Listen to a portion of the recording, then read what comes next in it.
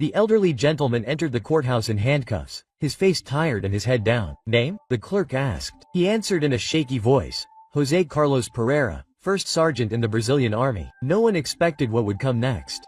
Minutes later, as the judge reviewed the case, she stopped suddenly. Her face drained of color. That name belonged to the man who had saved her brother's life on the battlefield before making the ultimate sacrifice. Show respect if you believe that honor does not fade just because we grow old or face hardships. José Carlos Pereira, 68, sat in the dock, his shoulders hunched beneath a faded military jacket 2 sizes too big. The harsh fluorescent lights highlighted the deep lines etched by time and the hardships of life in his once proud face. Decades ago, he had looked impeccable in his dress uniform, medals gleaming on his chest. Today he awaited trial in clothes scrounged from a homeless shelter's donation box. The bailiff called the case. Case number 47B, Municipality v. José Carlos Pereira. Disturbing the peace, trespassing, resisting arrest. José Carlos shuffled forward, his movements stiff from arthritis and old injuries that had never healed properly. First on missions in Central America. Then in other areas of conflict, visible and invisible wounds, all carried in silence for decades.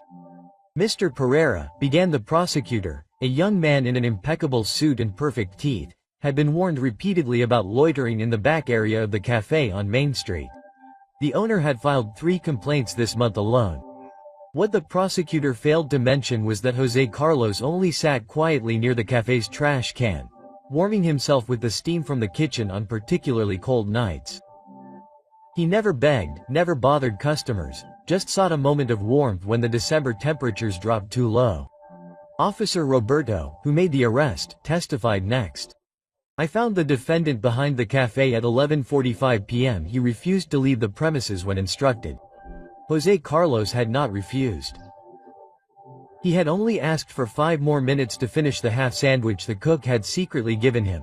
But arguing seemed pointless now, just as it had then. "Your Honor," the prosecutor continued. "This is the defendant's 3rd warning. This year we are recommending community service and a 30-day ban on going downtown. A ban would mean no access to the shelter on Set Street, the only warm bed José Carlos had known for months. It would mean no meals at the São Francisco Church on Tuesdays and Thursdays. It would mean total isolation during the coldest part of winter." "Mr. Pereira," Judge Beatriz Costa addressed him directly. "Do you have legal representation today?" José Carlos shook his head. The public defender assigned to him had been called to another room for an emergency hearing. "Would you like to make a statement on your own behalf?" the judge asked, peering over her reading glasses. José Carlos cleared his throat, his voice hoarse from disuse. "No excuses, Your Honor, just trying to warm me up." "Any particular reason for choosing that location?" the judge persisted. Something indecipherable passed over her serious features. The cook, José Carlos, hesitated. "Mr. João sometimes leaves food. I've known him since he was a child. His father served with me in Operation Desert Storm." "And his military service?" Judge Costa asked, though that information was usually irrelevant in these proceedings. "Brazilian Army, 1985 to 2005. First Sergeant, 7th Motorized Infantry Battalion, on overseas deployment." The words came automatically, a moment of clarity and pride amid the confusion. The judge made a note and continued reviewing the file. Something in José Carlos's record seemed to catch her attention. Before she could speak again, the courthouse doors opened. A distinguished man in an expensive suit walked in, approaching the public defender's table. He placed down a leather briefcase and addressed the courtroom. "Your Honor, Ricardo Silva, on behalf of the defendant, I apologize for the interruption, but I have been retained to represent Mr. Pereira." José Carlos looked up in confusion. He had not called anyone. He could not afford an attorney, especially one in such an expensive suit. "This is highly irregular, Mr. Silva," Judge Costa observed. The court had not been informed of this representation. "It's a very recent development, Your Honor," Ricardo replied softly. "I would like to request a brief recess to speak with my client." Judge Costa studied the attorney, then José Carlos, her expression unreadable. "The court will recess for 15 minutes, she announced, standing up suddenly. As she disappeared into her chambers, Jose Carlos turned to the stranger beside him. "I don't have money for a lawyer." "You don't need one," Ricardo replied calmly. "The firm Silva Costa Advogados is handling your case pro bono." Jose Carlos frowned at the familiar name Costa. "Like your honor." "Exactly like your honor." Ricardo nodded. In her chambers, Judge Beatriz Costa removed her glasses with shaking hands. 20 years on the bench had taught her to maintain her composure no matter what came her way, but nothing had prepared her for this moment. "It can't be the same man," she whispered to herself, though the details lined up perfectly. She unlocked her desk drawer and pulled out a worn photograph. Herself, a young woman standing next to her brother, Lieutenant Pedro Costa, in his army dress uniform. His arm was around her shoulders, both of them smiling broadly at his graduation ceremony. Pedro's last letter from his overseas mission lay beside the photo, the paper thin from so many readings. In it he described a skirmish where his unit had been trapped under enemy fire. "If it hadn't been for First Sergeant Pereira," Pedro had written, "none of us would have made it out alive. He had run across open ground under heavy fire to reach a fallen soldier. Then he had provided covering fire so they could evacuate the wounded." 2 weeks after she wrote that letter, Pedro was killed by an IED. Beatriz remembered the military funeral, the folded flag handed to his parents, and the soldier who had approached them afterward. "Your son saved my life," he had said.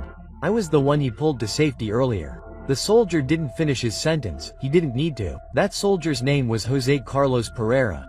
Beatriz tried to contact him after the funeral, wanting to hear more about her brother's final days, but the army explained that Sergeant Pereira had been immediately redesignated. Further investigation revealed that he had been honorably discharged after suffering severe post-traumatic stress disorder and a traumatic brain injury during his last tour of duty.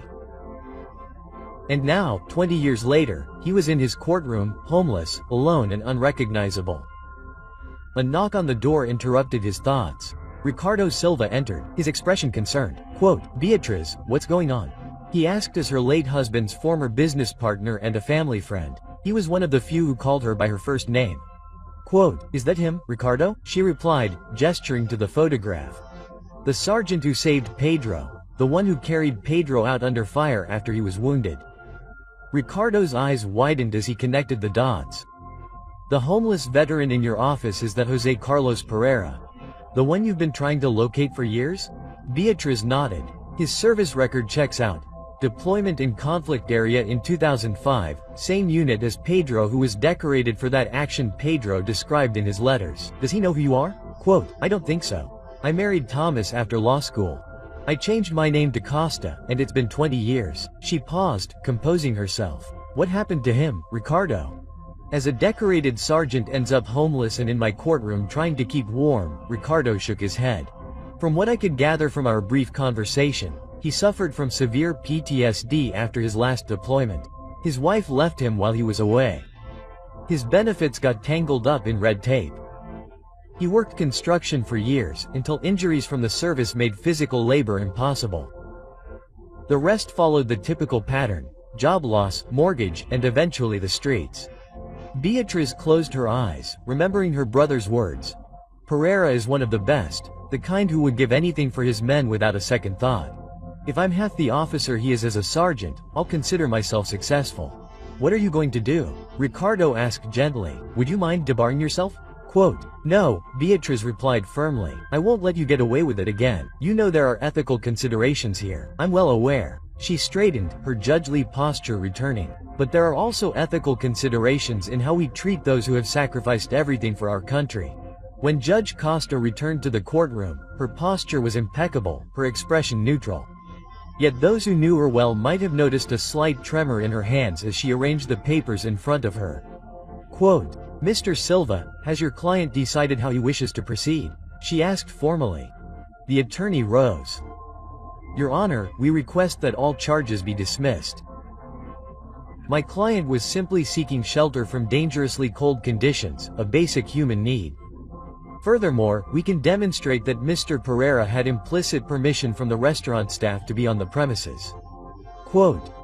The prosecutor started to object, but Judge Costa held up her hand slightly, silencing him before issuing her ruling.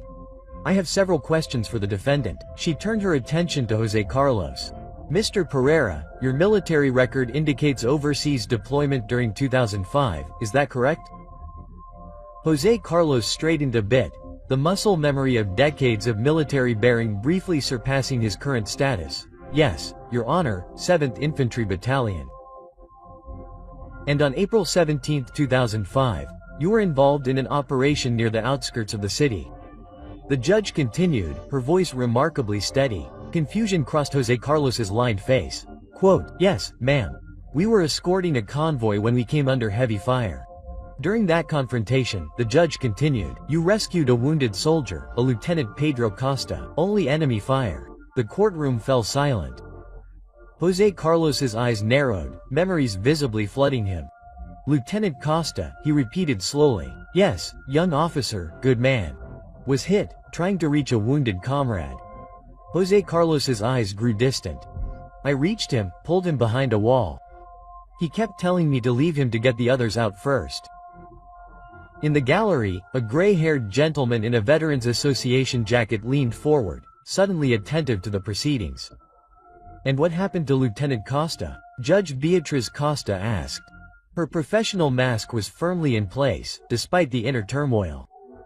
We took him to medevac. Jose Carlos replied, his voice lowering. I heard it after he got to Germany. Then, a few weeks later, he was on patrol again. His vehicle hit an IED. Jose Carlos's voice cracked a little. All these years I've wondered if I'd done more harm than good by getting him out of there, only for him to die later. The gray-haired soldier in the gallery stood up, unable to contain himself. It's him, he announced loudly. It's First Sergeant Pereira. I was there that day. He saved 6 of us. Judge Costa banged her gavel once, sharply. Order, she ordered, though her voice lacked its usual authority. The courtroom quieted, attention buzzing in the air. Jose Carlos Pereira stared at the floor, uncomfortable with the sudden attention. The gray-haired soldier remained standing. Defiant, Your Honor. The prosecutor interjected. While Mr. Pereira's military service is admirable, it is of no relevance. The court disagrees, Judge Costa interrupted. He is of every relevance. She deliberately set the gavel aside. This court will now recess for 10 minutes. Bailiff, please ensure that Mr. Pereira remains in the courtroom. As she rose to leave, she made unprecedented eye contact with the defendant. Mr. Pereira, when I return, there are matters beyond these charges that we must discuss. In her chambers once more, Beatriz's professional composure finally broke. She pressed trembling fingers to her lips, suppressing emotions that had waited 2 decades to be released. After several deep breaths, she picked up the phone. Colonel Martins, Beatriz Costa. Yes, I know, it's been years. Listen, I need a favor, and I need it right away. When Judge Costa returned exactly 10 minutes later, she was not alone. Behind her walked 3 uniformed officers, a colonel, a warrant officer, and a corporal carrying a polished wooden case. The courtroom buzzed, whispers running through the gallery. Jose Carlos Pereira stood reflexively at the sight of the uniforms, muscle memory overcoming his physical discomfort. Judge Costa sat down and faced the crowded courtroom. For the first time in her judicial career, she removed her glasses completely, setting them aside to address the court, not as a judge, but as a human being. Before I go on, I must disclose a matter of personal connection to this case, she began. The Lieutenant Pedro Costa, mentioned by the defendant, was my brother. A wave of murmurs swept the courtroom. Jose Carlos's eyes widened, recognition and confusion warring on his face. 20 years ago, my brother wrote to our family about a sergeant who saved his life on a mission. Her voice remained remarkably steady. A man who ran under enemy fire to reach him after he was wounded, and who provided covering fire so that others could reach safety. The gray-haired soldier in the gallery shouted, "That's right, Your Honor. I was there." Sergeant Pereira was hit twice, pulling the lieutenant to cover. Judge Costa nodded in acknowledgement. 2 weeks after that incident, my brother was killed in action. At his funeral, several soldiers approached our family to share stories of Pedro's courage, but also to tell us about the sergeant who had saved him during that earlier encounter, giving our family 2 more weeks with Pedro that we would not have had otherwise. She looked directly at Jose Carlos now. After my brother's death, I tried to locate you, Sergeant Pereira. The military informed me that you had been immediately redeployed. Years later, they told me that you had been discharged, but they could not share your location.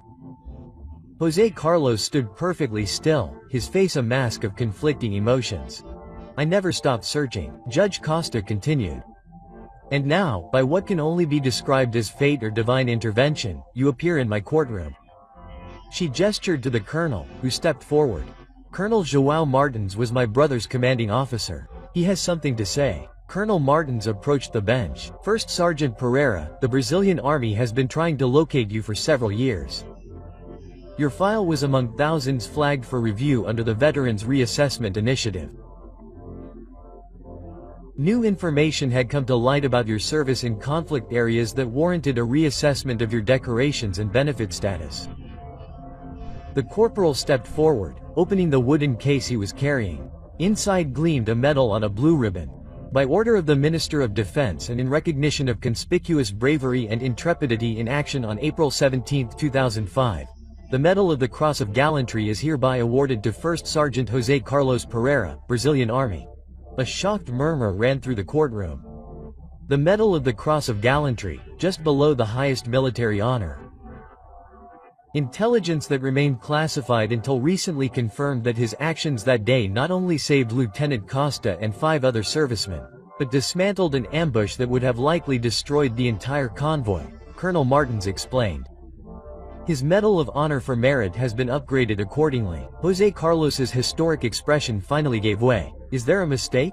He said hoarsely. I was just doing my job. No mistake, Sergeant, the colonel confirmed. And that was long overdue. From the gallery, a voice shouted to attention. The gray-haired military man and several others in the courtroom, those with recognizable military bearing even in civilian clothes, rose to attention, saluting José Carlos Pereira. One by one, others in the room also rose until every person present was standing. Even the prosecutor, torn between protocol and human decency, rose with evident respect. Judge Costa, tears now flowing freely, addressed the court in a trembling voice. Quote, in light of these circumstances, all charges against First Sergeant José Carlos Pereira are dismissed without possibility of reopening. She banged her gavel with finality. This court is adjourned. As the formalities concluded, the warrant officer approached José Carlos with a tablet. Quote, sir, we have been trying to locate you to process your revised benefits. Your disability rating has been reassessed to 100% service-related, retroactive to the date of your discharge. What does that mean? José Carlos asked, still overwhelmed.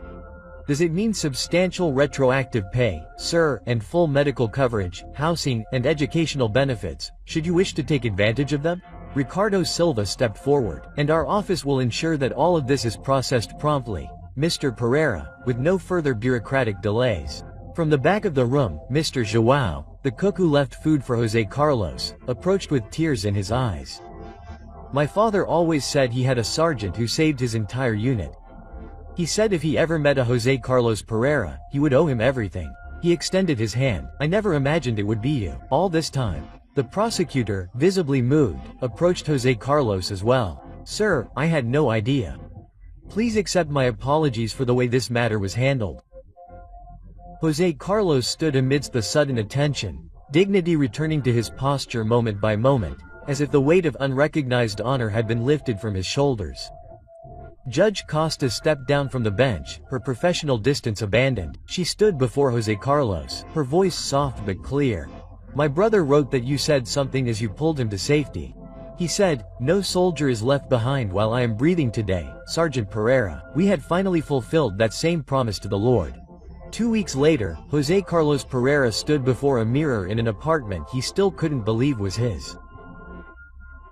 The Veterans Housing Program had fast-tracked his case, placing him in a one-bedroom unit in a condominium designed specifically for formerly homeless veterans. The walls were bare except for a picture frame. His newly awarded Cross of Gallantry medal hung in a case, next to his original Blood of Brazil medals and other service medals that Ricardo Silva had somehow recovered from an auction storage unit years ago. A knock on the door interrupted his thoughts. Judge Beatriz Costa was standing in the hallway, stripped of her robe and carrying a small box. "May I come in, Sergeant Pereira?" she asked. Jose Carlos ushered her in, still uncomfortable with the sudden change of circumstances. "Please, just Jose Carlos, Your Honor." "Then I am just Beatriz," she replied with a small smile, "at least outside of my courtroom." They sat in the small room, the strangeness of their unique connection hanging between them. "I brought something I thought you might want to see," Beatriz said, opening the box and removing a sheaf of letters. "These are from Pedro. He wrote to our family every week while he was on deployment." She handed one to Jose Carlos, this one mentioning him specifically. It was written the day after Senhor Salva Lo. Jose Carlos's hands shook slightly as he unfolded the paper. Lieutenant Costa's handwriting was neat, precise, exactly how Jose Carlos remembered it from field reports. "Mom and Dad," he read aloud. "Don't worry about what you hear on the news. I'm safe, thanks to one of my sergeants. First Sergeant Pereira did something yesterday that I still can't believe. When our unit was hit, he moved under fire that should have taken anyone down. He wouldn't leave me even when I ordered him to. He said, 'No soldier stays behind on my watch.'" Jose Carlos's voice wavered. "He wrote about you often," Beatriz said softly. "He said you were the kind of soldier he aspired to be. You were a good officer." Jose Carlos replied, "Young, but you cared about your men. That's rare. After we lost Pedro, I went to law school." Beatriz gestured toward the apartment. "All of this, the Veterans Court program I started, the housing initiative, started because of what Pedro wrote about you, about how the system fails even its heroes sometimes." Jose Carlos looked away, uncomfortable with so much recognition. "I'm not a hero. I just did what needed to be done. That's what heroes always say." Beatriz replied gently. She hesitated, then continued. "There's something else you should know. The day Pedro died, he was leading a patrol to find an insurgent cell that was attacking civilians. He volunteered for the mission. His last letter home said he was trying to live up to the example you set." This revelation hit Jose Carlos harder than any physical blow. For 20 years, he had carried the weight of survivor's guilt, wondering if saving the lieutenant had only prolonged the inevitable, wondering if his efforts had been meaningless in the chaos of war. "He didn't die because of you, Jose Carlos," Beatriz said, seeming to read his thoughts. "He lived the way he did because of you." They sat in silence, two people connected by loss and honor across the decades. Outside, the snow began to fall softly, blanketing the city in a silent white. Finally, Jose Carlos spoke, his voice barely above a whisper. "All those years on the street, I kept thinking that no one remembered, that it all meant nothing in the end. It meant everything," Beatriz assured him. "To Pedro, to those other soldiers, to me." As he prepared to leave, Beatriz placed a gentle hand on Jose Carlos's shoulder. "Pedro always said that the measure of a soldier is not what he does when everyone is watching, but what he does when no one is.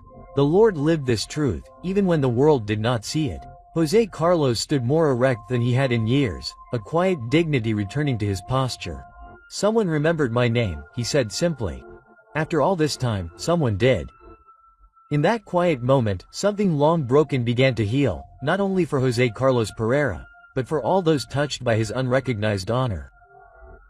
Some people save others from death, but go through life with no one to save them from being forgotten. Honor does not demand glory. Sometimes all it takes is a moment of recognition to help someone get back on their feet. I do not want anyone to be left behind. Everyone deserves to be heard and respected.